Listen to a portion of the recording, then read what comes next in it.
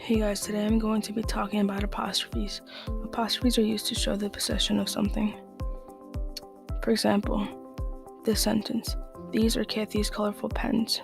Apostrophe S goes after the name Kathy because we are showing her ownership towards those pens, and she was the only one who owns the pens. Another way that apostrophes are used are in contractions. Some examples are can't, don't, and let's. One example would be, I can't go out tonight because I have to study for finals. There are apostrophes and contractions because it is where a noun or pronoun and a verb combine. In this example, can and not combine. The apostrophe goes between the N and the T, but you have to be careful where you put the apostrophe because combining two words can change the meaning of it.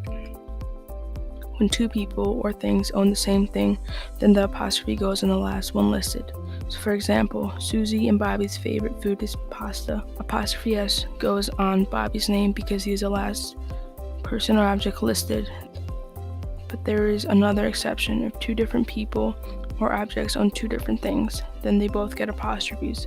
So for example, Bobby's and Kathy's socks are in the dryer.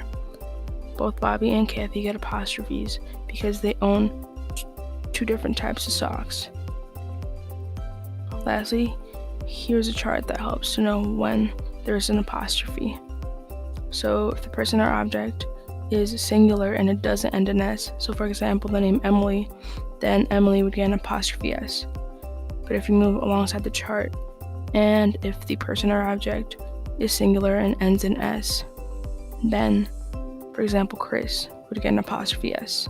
And if the person or object is plural and it doesn't end in S, so for example children, then that would get an apostrophe S.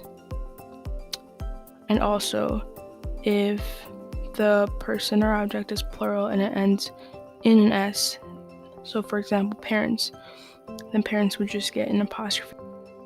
And this is how you use apostrophes.